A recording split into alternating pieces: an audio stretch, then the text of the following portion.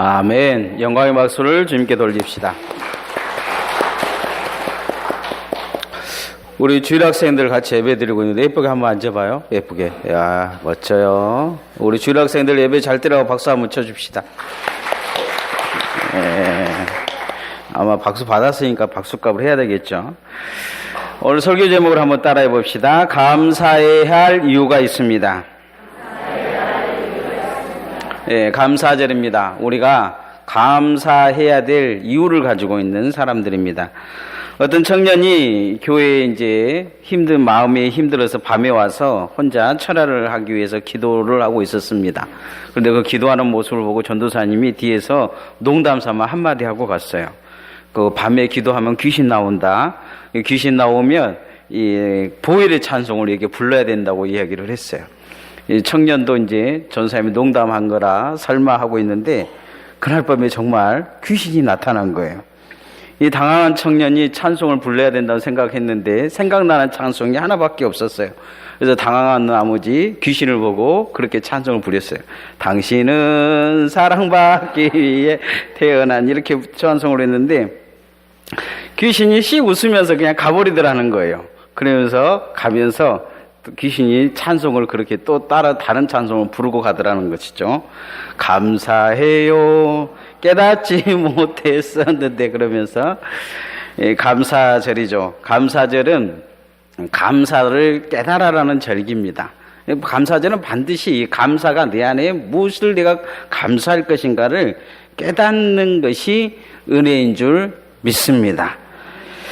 어떤 거미가 한 마리 있었어요. 창고에 들어가서 거무줄 치기 가장 좋은 곳이 어딜까 생각하고 보니까 딱 좋은 곳이 있었어요. 거기에 이제 줄 한 줄을, 여러분, 이쁘게 생긴 여러분, 줄 한 줄을 쫙 이렇게 내리고 이제 거기에다가 거미를 이렇게 쳤어요. 거미를 예쁘게 쳐놓고 좀 기다렸는데, 이 거미 예상대로 파리와 모기가 막 거기에 걸려들기 시작한 거예요. 그래서 늘 풍성하게 먹고 마시고 그렇게 살았어요. 어느 날 이제 그 거미줄을 이렇게 올려보니까 감탄이 나는 거예요. 너무 멋있는 거예요. 너무 잘 만든 거예요. 이거 누가 만들었지? 누가 이렇게 만들었지? 그래도 누가 옆에 칭찬해 준 사람이 없어요. 스스로 자만감에 내가 만든 거야. 저건 꼭 내가 만든 거야. 이렇게 생각하고 있었어요. 그런데 그 예쁘다고 좋은 거미줄 속에 한 가닥이 줄이 쭉 내려와 있는데, 그게 보기 싫은 거예요. 보기 싫었어요.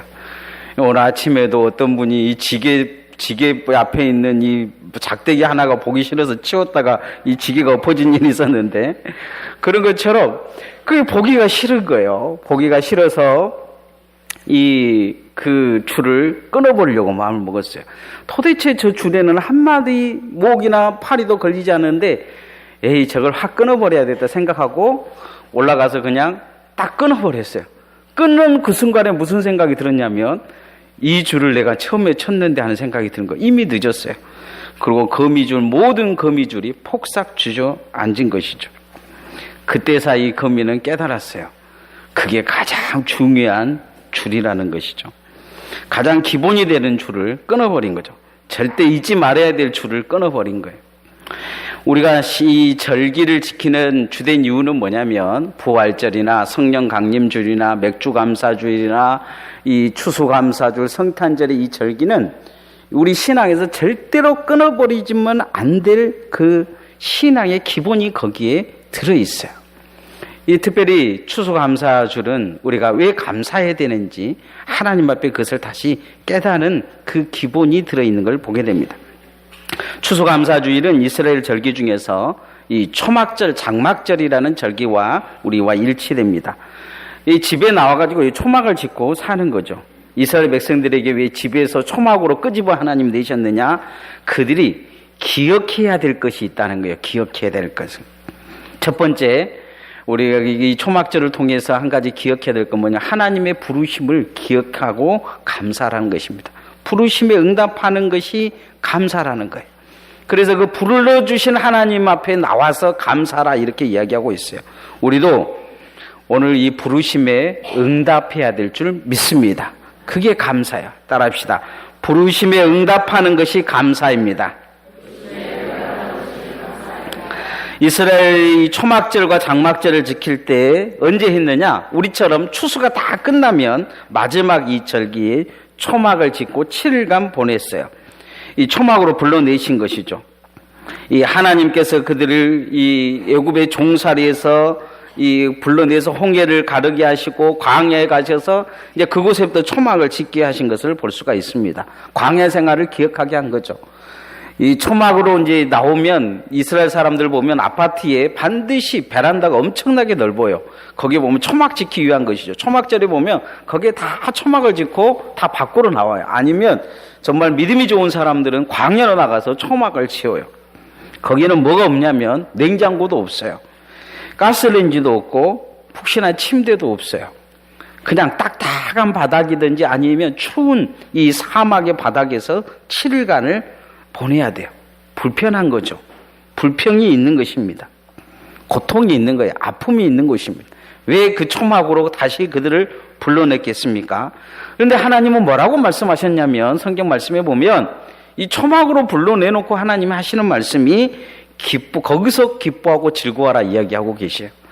푹신한 침대에서 이불 덮고 기뻐하고 즐거워하는 것이 아니고 초막으로 불러내놓고 기뻐하고 즐거워하라 명령하고 계십니다.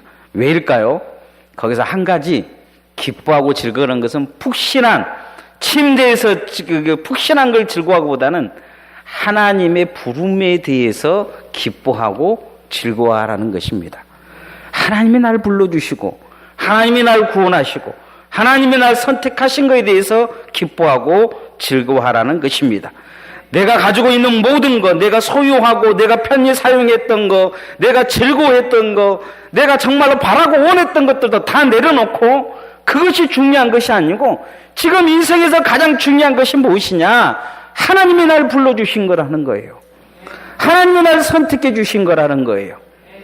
이 줄을 다시 잡아라 이렇게 말씀하고 있는 것입니다. 그걸 가지고 기뻐하고 즐거워하며 감사하라는 거죠. 감사할 이유가 어디에 있느냐? 내가 많은 재산을 가진 것이 감사할 거냐? 내가 좋은 집에 사는 것이 감사할 거냐? 그것이 아니라는 거예요. 진정 감사하는 가장 중요한 것이 어디에 있느냐? 그건 하나님이 나를 불러주신 것이라는 것입니다. 출애굽기 19장 4절에 보면 이런 말씀이 있어요. 내가 애굽 사람에게 어떻게 행하였습니까? 내가 어떻게 독수리 날개로 너희를 업어 내게로 인도하였음을 너희가 보았느냐? 신명기 32장 말씀에도 하나님은 그들을 독수리 새끼가 날개를 업은 것 같이 그들을 인도했다 이렇게 말씀합니다. 출애굽기 19장 5절 6절의 말씀에 보면 너희는 모든 민족 중에서 내 소유가 되겠고 너희가 내게 대하여 제사장 나라가 되며 거룩한 백성이 되리라 이렇게 말씀하고 있어요. 이것을 기억하라는 것입니다. 초막을 짓고 거룩한 제사장의 나라로 거룩한 제사장으로 하나님의 백성으로 불러주신 것에 대한 기억을 감사하고 그것에 대한 회상하고 다시 이스라엘의 그 백성들이 조상들이 하나님 앞에 그렇게 전심으로 감사했던 것처럼 예배자가 되었던 것처럼 거룩한 제사장의 나라가 되었던 것처럼 우리도 그렇게 하나님 앞에 나오라고 요구하고 있는 것입니다. 오늘 바울 서신에 보면 첫 번째 바울이 이야기한 것은 뭘 이야기하고 있냐면 불러주신 하나님, 나를 오늘 부르고 계신 하나님에 대해서 말씀하고 있습니다. 자, 1절에서 3절 말씀 한번 같이 읽어보십시다. 시작. 하나님의 뜻을 따라 그리스도 예수의 사도로 부르심을 받은 바울과 형제 소도네는 고린도에 있는 하나님의 교회 곧 그리스도 예수 안에서 거룩하여 주고 성도라 부르심을 받은 자들과 또 각처에서 우리를 주 곧 그들과 우리 주 대신 예수 그리스도의 이름을 부르는 모든 자들에게 하나님 우리 아버지와 주 예수 그리스도부터 은혜와 평강이 있기를 원하노라. 오늘 바울도 자기도 부름을 받았고 고린도 교회에 있는 모든 자들도 부름을 받았을 뿐만 아니고 각처에 흩어진 모든 자들도 하나님 앞에 부름을 받은 자들이다 이렇게 말씀하고 있습니다. 여러분, 여러분의 자녀들이 잘못된 것이 있어서 막 혼을 내면 애들이 갑자기 엄마 왜 날 낳았어? 뱃속에 있을 때 날 지워버리지. 이렇게 살 것 같았으면 태어나지 않았어. 차라리 세상에 안 태어난 게 더 나을 뻔했어 이렇게 이야기한다면 여러분의 마음이 어떻겠습니까? 패주기도 못하고 어쩌겠어요. 그런데 그 자녀가 여러분에게 엄마 아빠 날 낳아주셔서 정말 감사합니다 이렇게 말한다면 또 어떤 마음이 들겠습니까? 오늘 하나님 앞에 초막으로 지금 불러내신 하나님의 이 목적이 여기에 있는 것입니다. 대부분의 사람들은 왜 나를 낳았냐? 왜 나에게 이런 고통을 주냐? 왜 내게 이런 아픔을 주냐? 삶에 그 무언가를 얻지 못해서 사람들은 그런 생각을 많이 가질 때가 많습니다. 그러나 하나님 앞에 초막에 있는 자들은 모든 걸 비웠기 때문에 있는 것이 감사한 것보다는 오늘 내가 존재하는 것이 감사할 것입니다. 하나님 앞에 우리가 부름을 받는 그것은 바로 그 감사가 있어야 될 이유가 있기 때문입니다. 무엇이 없다고 불평하고 서운하기보다 주님이 나를 위해 십자가에 못 박혀 죽은 것이 감사하고 나를 선택해 주신 것이 감사하고 오늘 내가 예배할 수 있는 자로 부름 받은 것이 감사하고 나 같은 자를 하나님이 성도라 불러주신 것이 감사한 그 이유가 여러분 안에 있기를 소원합니다. 그 부르심의 한 줄, 그것이 오늘 우리가 예배 드릴 수 있는 것입니다. 날 불러주셨기에 예배 드릴 수 있고 날 불러주셨기에 성도라 내가 하나님 앞에 있는 것입니다. 내가 뭔가를 세상에서 잘해서 그런 것이 아니라는 거죠. 우리는 무언가 하나님 앞에 이 감사할 이유를 분명히 가져야 될 성도라는 것입니다. 그건 무엇 때문이냐? 날 불러주셨다는 거죠. 그 부르심의 감사를 통해 진정한 감사절을 보낼 수 있는 성도들 되어지기를 소원합니다. 두 번째, 이 부르심을 알면 한 가지 우리가 알 수 있는 게 뭐냐면 은혜라는 이것을 깨닫게 됩니다. 부르심을 아는 자가 은혜를 아는 것입니다. 그래야 그 은혜를 통해 또 다른 감사가 드러납니다. 따라합시다. 은혜를 알고 누리는 것이 감사입니다. 멕시코의 어느 대형 시장 한 구석에 인디안 노인이 양파를 팔고 있었습니다. 가만히 여행하는 미국인이 이렇게 쳐다보니까 아무도 그 사람에게 양파를 사준 사람이 없어요. 그래서 이 미국인 여행자가 그 사람, 이 노인에게 가가지고 양파를 사주려고 했어요. 자, 양파 한 달에 얼마랍니까? 그게 10센트라는 거예요. 그래서 더 사주려고 20단 정도 되는데 하나도 못 판 것 같아서 2개 사주려면 얼마냐? 20센트라는 거예요. 3개 사주면 30센트라는 거예요. 3개 사면 깎아줄 수 있느냐? 없다는 거죠. 이제 미국인 여행자 갑자기 심술이 생겨서 그 이야기 했어요. 그 20단 정도 되는 것 같은데 그 다 팔면 깎아줄 수가 있느냐? 그러니까 이 노인이 하는 말이 깎아준다는 말 대신 안 팔겠습니다. 그렇게 이야기한 거예요. 왜 안 파냐? 그러니까 이 노인이 하는 말이 그거예요.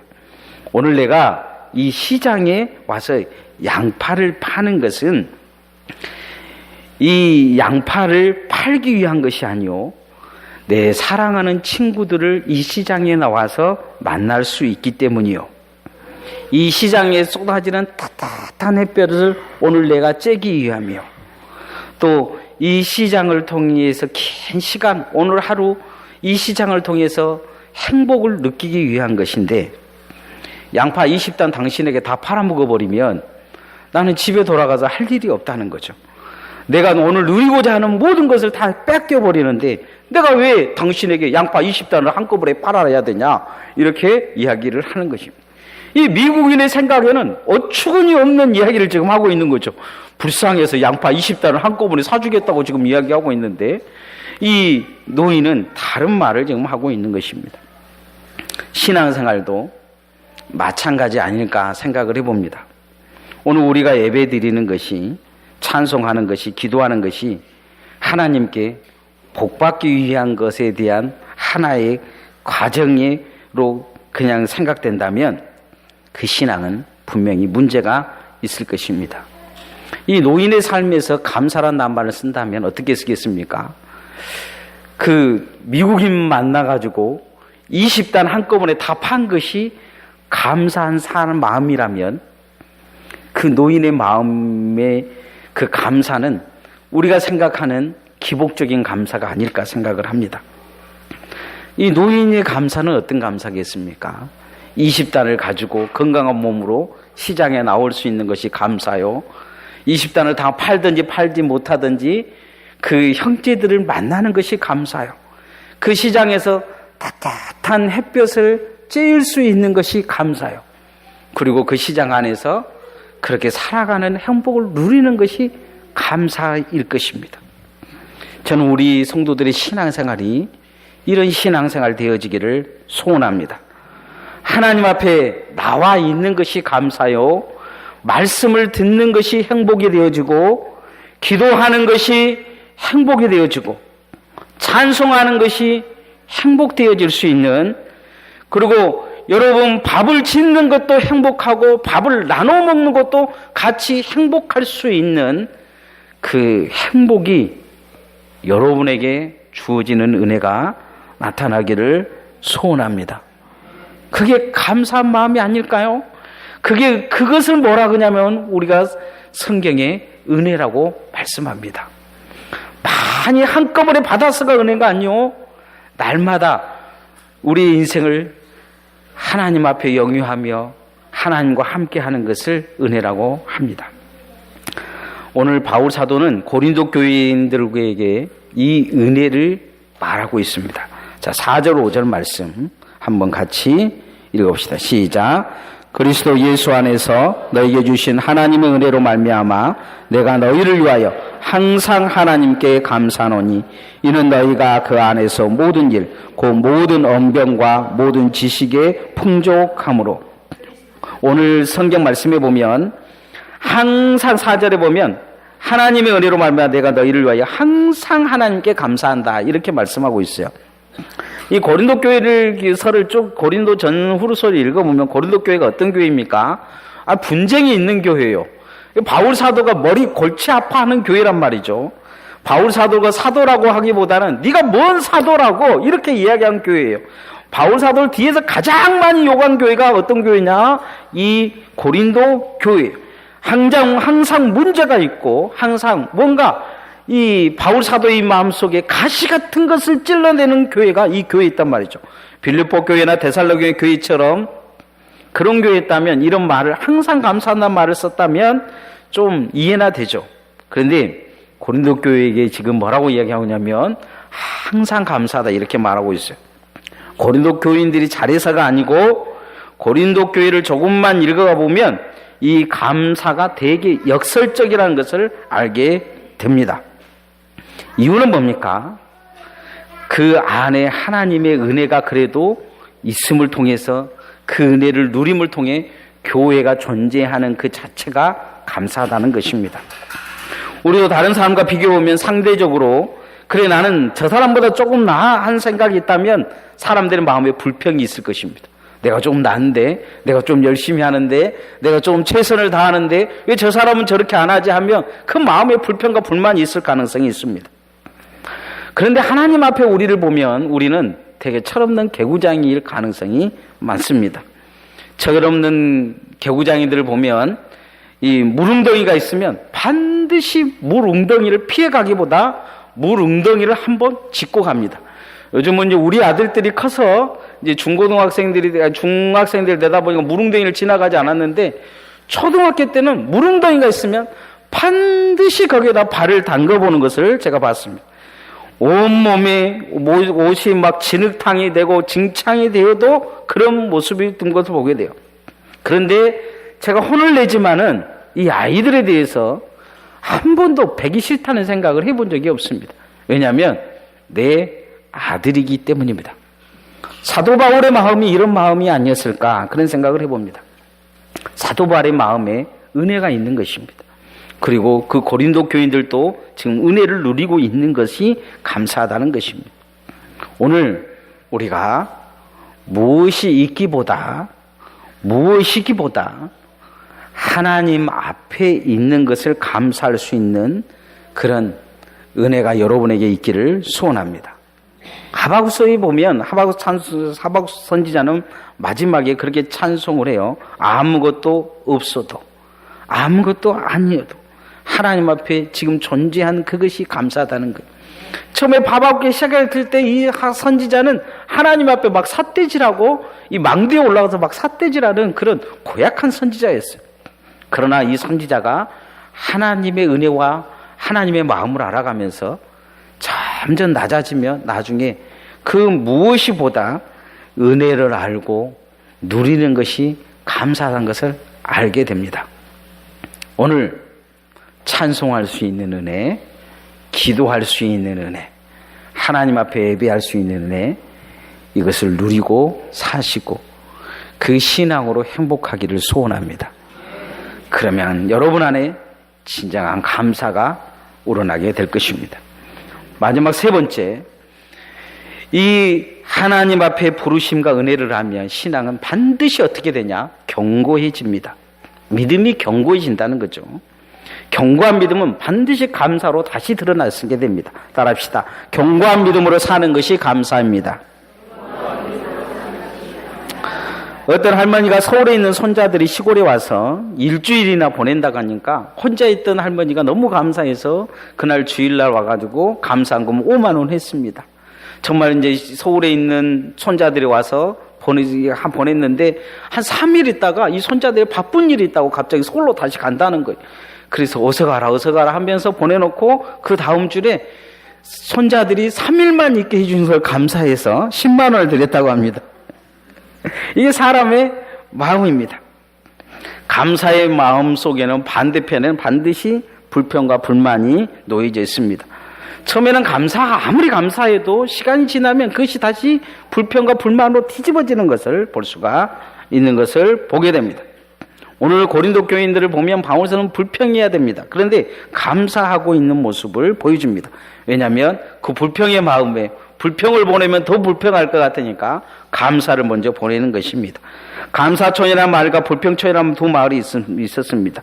불평촌 사람들은 뭐든지 불만이고 매사에 화내고 걱정하고 일만 열면 불만과 불만이 가득했습니다. 감사촌 사람들은 모든 것이 감사하고 어려워도 감사하고 힘들어도 감사했어요. 봄에 꽃이 핀 것도, 여름에 무성한 잎이 있는 것도, 가을에 추수한 것도 감사하며 겨울에 앙상한 가지가 있으면 새날을 주실 것을 기대하며 감사했습니다. 어느 날 불평촌에 사는 한 사람이 감사촌에 놀러왔다가 시대 때도 없이 감사한 걸 보고 놀랐어요. 그래서 감사를 배웠어요. 감사합니다. 그래서 이 불평촌에 있는 사람이 자기 마을에 돌아가면 감사했다고 생각하고 돌아왔어요. 불평청에 딱 들어오자마자 이 사람이 무슨 생각을 했냐면, 에이, 감사촌에 갔다가 얻어먹은 것도 없이 감사만 하고 왔네, 그러더라는 거죠. 감사는 감사할 수 있는 사람들에게만 허용된 언어입니다. 불평하는 사람들 앞에 감사는 잘 나오지가 않습니다. 그런데 이 감사는 어쩔 때 정말 감사하게 되냐? 신앙이 견고해야 할 때 감사가 나옵니다. 흔들리는 사람들 입에서 절대로 감사가 나오질 않아요. 신앙이 흔들린다든지 믿음이 흔들린다든지 이 흔들리는 사람들 앞에 이 감사가 없습니다. 바울 사도는 먼저 감사하면서 이 고린도 교인들이 견고하게 서기를 바라고 있는 모습을 보여줍니다. 자, 6절에서 8절 말씀 같이 한번 읽읍시다. 시작. 그리스도의 증거가 너희 중에 견고하게 되어 너희가 모든 은사에 부족함이 없이 우리 주 예수 그리스도의 나타나심을 기다립니다. 주께서 너희를 우리 주 예수 그리스도의 날에 책망할 것이 없는 자로 끝까지 견고하게 하시리라. 이 바울 사도는 그런 확신이 있었어요. 이 고린도 교인들이 끝까지 견고해질 것을, 그런 확신이 있는 것을 보게 됩니다. 신앙이 견고하게 선 사람들을 보면 어떤 상황에서도 감사하는 걸 보게 돼요. 대표적인 이 분이 어떤 분이냐, 이 애양원의 송양호 목사님입니다. 송양호 목사님이 아들 친구 양재선이 자기 아들 두 아들을 주겠는데 이 장례식 때 9가지 감사를 합니다.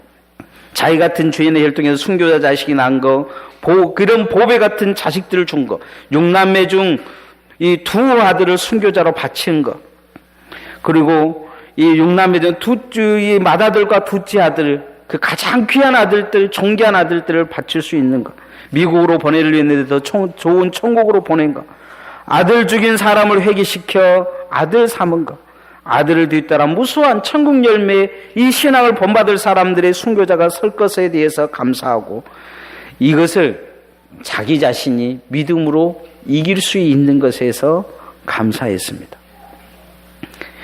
우리 같으면 감사하겠습니까?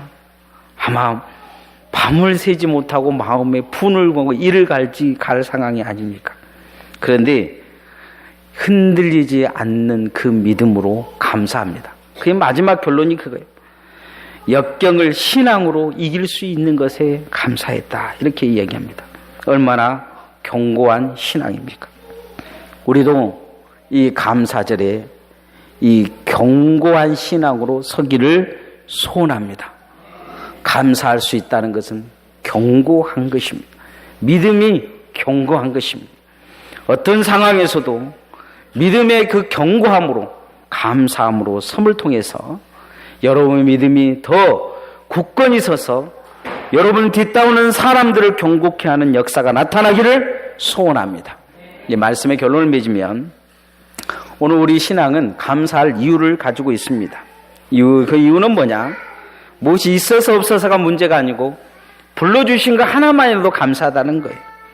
그 불러주신 것을 또 감사하는데 오늘 우리가 예배하고 우리 같은 자에게 말씀하시고 우리 같은 자에게 죄를 지면 용서해 주시고 힘내라 하시고 격려하시고 일어서라 하시는 하나님의 은혜가 감사한 것입니다. 그리고 우리가 날마다 흔들림에도 불구하고 다시 흔들리지 않냐게 마음을 굳혀주시고 다시 세워주시고 그 굳건한 믿음으로 설 수 있도록 불러주시고 그러게 날마다 우리를 세워주신 것이 감사한 것입니다. 우리는 이런 감사할 이유를 가지고 있습니다. 그래서 하나님 앞에 이 이유를 가지고 더 감사하는 감사절이 되어지기를 소원합니다. 이 시간 찬양할 텐데요. 우리 먼저 오늘은 우리 추수감사절이기 때문에 우리 주일학교 친구들이 하나님께 먼저 찬양하겠습니다.